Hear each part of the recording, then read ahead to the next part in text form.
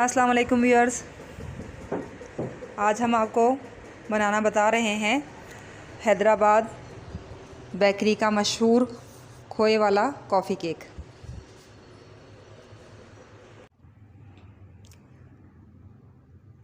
चीज़ें सब वही हैं, बस थोड़े से मैंने स्टेप्स चेंज किए हैं।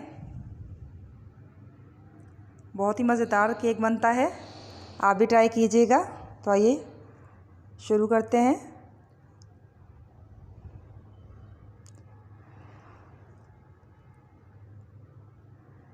मैं इसके लिए स्पंज केक बना रही हूँ, ऑयल बेस, मक्खन वाला केक नहीं बना रही हूँ। इसके लिए मुझे चाहिए होंगे 4 अंडे, 100 ग्राम चीनी और 100 ग्राम मक्खन। और इसके अलावा मैं थोड़ा सा ऑयल डालती हूँ ताकि स्पंज हार्ड ना हो, बिल्कुल सॉफ्ट रहे। कभी ज़्यादा भी पक जाता है स्पंज हमसे 2-4 मिनट, तो उससे स्पंज सख्त हो जाता है, लेकिन ऑयल बेस होता है तो वो सख्त नहीं होता। 4 अंडों के लिए मैंने एक बड़ा बर्तन लिया है और बर्तन को थोड़ा सा अपनी तरफ झुकाकर उसमें मशीन मैंने हाई स्पीड पर चला दी है। मशीन जब आपने चलानी है तो अंडों का वॉल्यूम कम से कम जब तक दुगना नहीं हो जाता आपने मशीन को बंद नहीं करना है। मशीन मुसलसल चलेगी जब तक अंडों का वॉल्यूम डबल नहीं हो जाता। जिस वक्त आप देखें कि अंडे अपने वॉल्यूम से डबल हो चुके हैं और आपको गाढ़े नज़र आ रहे हैं, तब आपने उसमें चीनी डालना शुरू करनी है। और चीनी भी आप बिल्कुल आहिस्ता आहिस्ता करके थोड़ी थोड़ी करके डालेंगे, क्योंकि चीनी जब अंडों में शामिल होती है तो पानी छोड़ना शुरू कर देती है। एक साथ आपने डाल दिया तो पानी छोड़ देगी और अंडे आपके पतले हो जाएंगे। स्पंज केक में बहुत ज़्यादा एहतियात की ज़रूरत होती है, मक्खन वाले में तो फिर भी 19-20 चल जाता है, लेकिन स्पंज केक में आपको बहुत ज़्यादा एहतियात करनी होती है। एक यहाँ पर, और दूसरा मैदा शामिल करते हुए, और तीसरा जब आप ऑयल आखिर में शामिल करते हैं तो बहुत ज़्यादा मिक्स नहीं करना, वरना ऑयल आपके स्पंज को बिठा देगा। अब मैं चीनी शामिल कर रही हूँ, थोड़ी थोड़ी करके चीनी डालते जाएंगे। बिल्कुल उसी पॉइंट पर डालेंगे जहाँ पर आपकी मशीन चल रही है, ताकि चीनी अंदर जाते ही मिक्स होना शुरू हो जाए और पानी ना छोड़े। अब चीनी शामिल करते हुए भी आपने मशीन को चलाते रहना है मुसलसल। देखिए किस कदर क्रीमी हो गए हैं अंडे। मशीन मुसलसल चलेगी ताकि चीनी नीचे ना बैठ जाए और पानी ना बन जाए। अच्छी तरह से मशीन चलाते जाएं और अंडों को फ्लफ़ी करते जाएं। आप देखें कितना बड़ा बॉल है जो 4 अंडों से ही आधा भर जाएगा। इतना ज़्यादा वॉल्यूम बढ़ेगा हमारे अंडों का। अब इस वक्त तक बीट करेंगे चीनी शामिल करने के बाद, जब तक अंडे अच्छी तरह से क्रीमी नहीं हो जाते।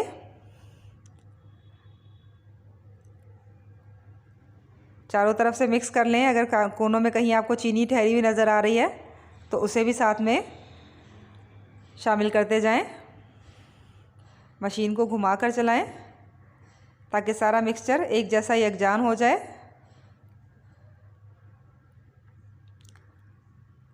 अब आप देख सकते हैं किस कदर फ्लफ़ी क्रीमी हमारा बैटर तैयार हो चुका है।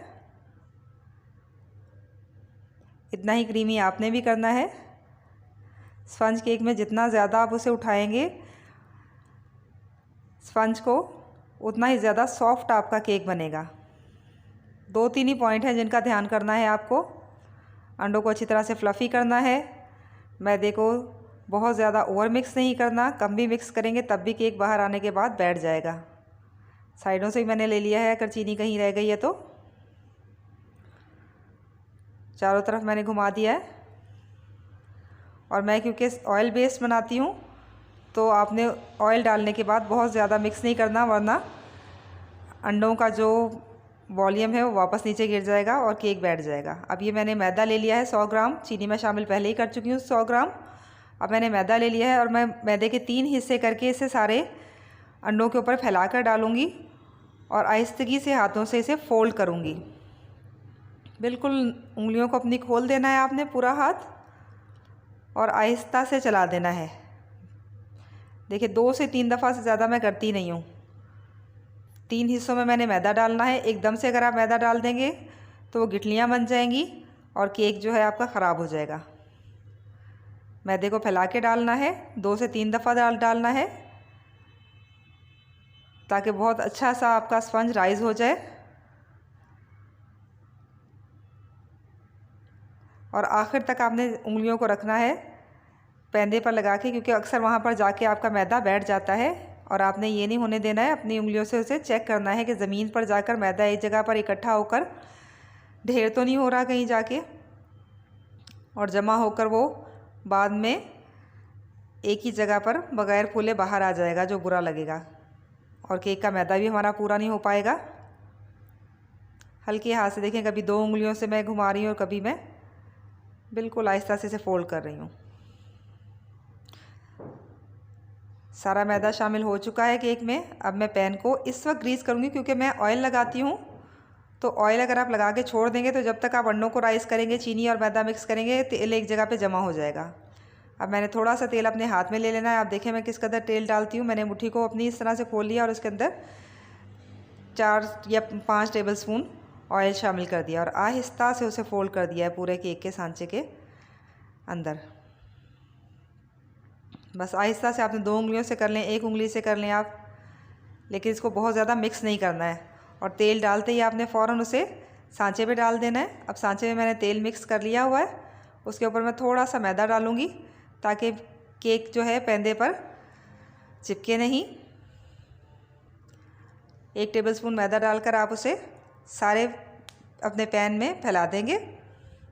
इससे ये होगा कि सिर्फ तेल रोक नहीं पाता है,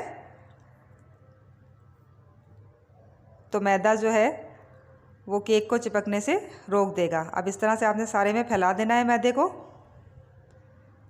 किनारों पर ख़ास तौर पे यहाँ पे लगाएंगे ताकि ये दोनों जगह का जो जोड़ होता है वहाँ पे अक्सर केक जो है चिपक जाता है। बैटर देखें किस कदर स्मूथ और गाढ़ा बना है। इतना ही फ्लफ़ी और प्यारा सा आपका फूला हुआ केक भी तैयार होगा इससे। सारा बैटर डाल दें आप अपने केक के सांचे के अंदर और इसे टैप कर लें।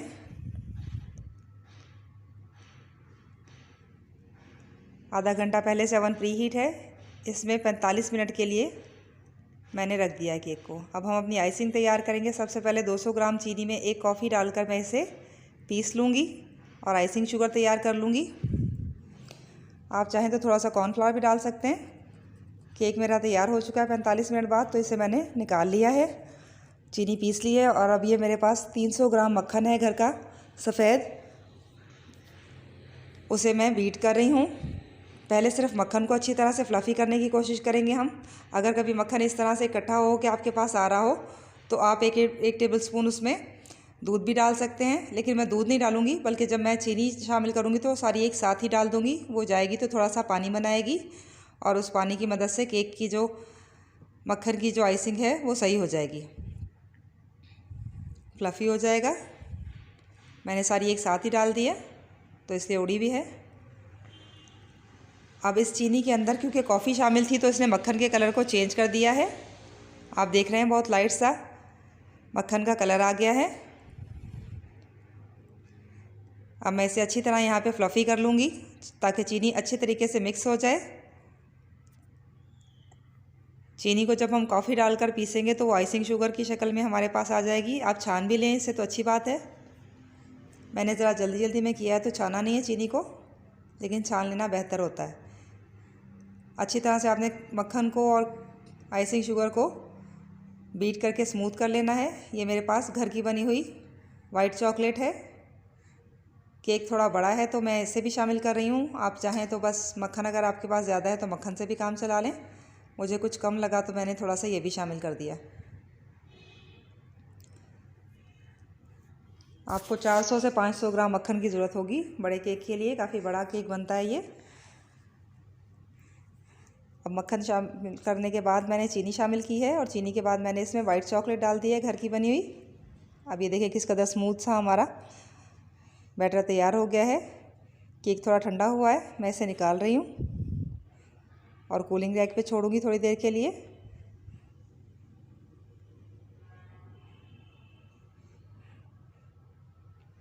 पहले किनारों से अलग कर लेंगे, फिर मोल्ड को खोल के केक को बाहर निकालेंगे, ठंडा करेंगे थोड़ी देर के लिए। बाहर निकालने के बाद नीचे से भी निकाल लें। गरम केक मैंने निकाल लिया है बाहर।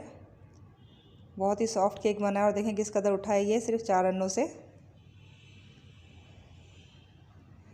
आप लोग चाहें तो चूल्हे पर ही बनाते रहें। मुझे असल में मसला ये होता है कि 3 टाइम का खाना और फिर साथ साथ आप लोगों के लिए दूसरी रेसिपीज़ भी तैयार करनी होती हैं, तो चूल्हे फारिग नहीं होते हैं, जबकि ओवन में कोई काम नहीं होता, तो मैं उसी में करती हूँ। आप लोग मेरी वीडियोज़ देखकर चूल्हे पर ही केक बनाएं, जो मैंने तरीका आपको बताया है।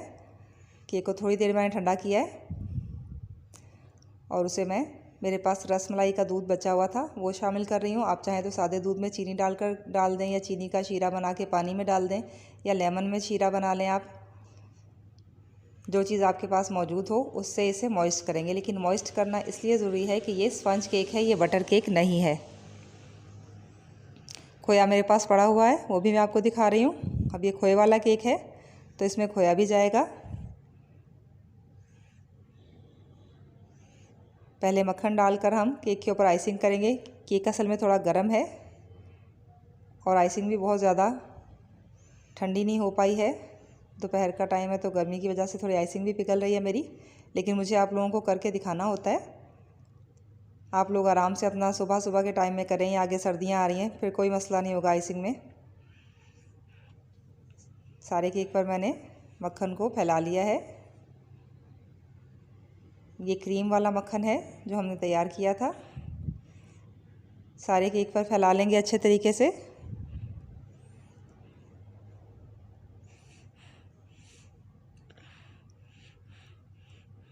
अब क्योंकि मैंने स्पंज केक बनाया था तो खोया उसके अंदर शामिल नहीं किया था, तो यहाँ खोया मैं दोनों केक की लेयर्स के दरमियान में डाल रही हूँ और उसके ऊपर दूसरा केक रख रही हूँ। अब ये देखिए, मैंने केक थोड़ा ज़्यादा पका लिया है तो नीचे से ज़्यादा ब्राउन हुआ है। अगर ये आम स्पंज होता तो ये हार्ड हो जाता, लेकिन क्योंकि मैंने इसमें ऑयल डाला है तो ये हार्ड नहीं हुआ। अब थोड़ा सा मैंने उसमें छुरी से सुराख कर लिए ताकि दूध अच्छी तरह से अंदर शामिल हो जाए,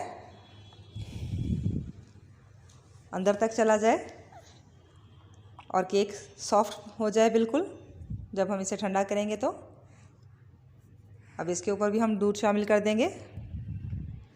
पहली लेयर में मैंने इसलिए नहीं डाला था कि मैंने स्पंज वाला साइड ऊपर रखा था, इस साइड पे मैंने पके हुए हिस्से को, यानी थोड़ा सा जो नीचे का हिस्सा है उसे ऊपर रखा है, तो मुझे छुरी से इसे थोड़ा सा होल्स भी करने पड़े इसके अंदर। अब वापस इसी तरह से मक्खन लगाएंगे, हल्का हल्का सा लगाएंगे क्योंकि इसके ऊपर हमें अभी थोड़ा सा एक स्टेप और करना है जो मैं आपके सामने करूँगी, तो बहुत ज़्यादा मक्खन लगाने की ज़रूरत नहीं है। और वैसे भी मक्खन थोड़ा मेरे पास कम है तो मैं ज़रा हिसाब से इस्तेमाल करूँगी।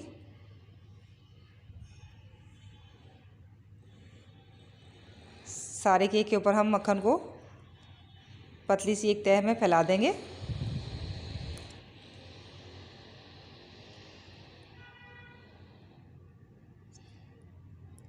हर तरफ लगाने के बाद साइडों पर भी फैलाएंगे हम मक्खन को इसी तरह से। थोड़ा ये पिघल रहा है लेकिन कोई मसला नहीं है। आप देखेंगे कि केक के जो फाइनल रिज़ल्ट होगा वो अच्छा ही होगा इंशाल्लाह। आप लोग भी घर में बनाएंगे, बेहतरीन केक बनेगा, आइसिंग भी बेहतरीन होगी, केक में शाइनिंग इतनी होगी कि मिरर ग्लेस केक की तरह आपको नज़र आएगा। ये मैं साइडों पर भी हल्का हल्का सा मक्खन लगा रही हूँ। ये सिर्फ टेस्ट के लिए है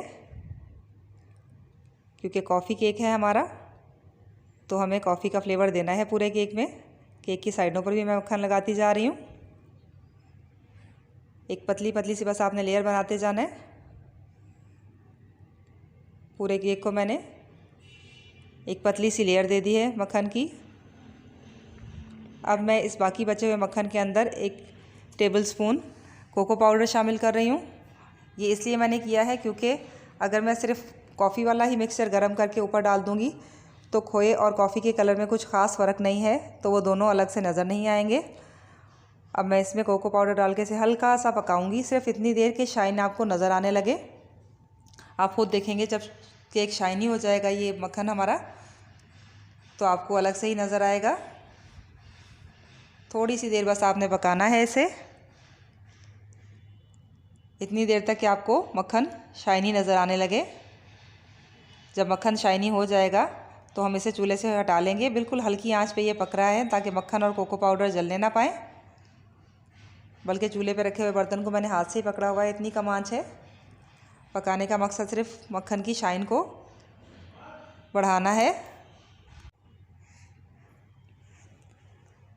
थोड़ी सी देर मक्खन को और पका लेंगे। शाइन आने का इंतज़ार करेंगे। जैसे ही मक्खन में शाइन देखेंगे, अब आपने इसे केक के ऊपर डाल देना है, सारा मिरर ग्लेज केक की तरह। खुद ही सारा मक्खन बहकर नीचे तक चला जाएगा।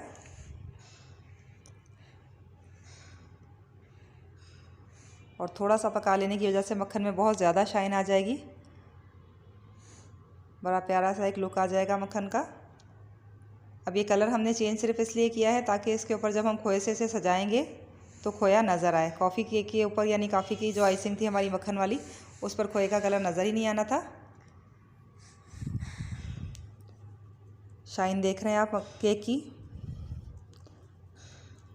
आप इस तरह भी कर सकते हैं कि अगर आपके पास खोया ना हो तो आप जो केक बनाया था उसकी साइडों से थोड़ा थोड़ा सा आप काट कर उसे दिल की शेप में रखते हुए, हार्ट की या गोल ही, आप वहाँ से थोड़ा सा केक निकाल लें और वो चूरा ऊपर लगा दें और साइडों पर लगा दें। ऐसा पिस्ते वाले केक में वो लोग करते हैं, हैदराबाद बेकरी वाले जो ग्रीन वाला केक बनाते हैं, तो उसकी साइडों पर वो केक का चूरा ही लगाते हैं ग्रीन कलर में। देखें किस कदर सॉफ्ट केक है, कोई मसला ही नहीं हो रहा उसको काटने में, आराम से छुरी अंदर जा रही है। बहुत ही प्यारी शाइन आई है केक की। और इसकी सजावट इस तरह लगती है जैसे दुल्हन को सजाया जाता है। कोई आपको आइसिंग में मसला नहीं होगा, आपका केक रखा हुआ ऐसे नहीं लगेगा कि ये बाज़ार का नहीं है। बेहतरीन लुक आएगी। आपने भी बनाना है, ट्राई करना है और हमें अपनी राय से आगाह करना है कि आपको कैसा लगा है। चैनल को सब्सक्राइब कर लें। शुक्रिया।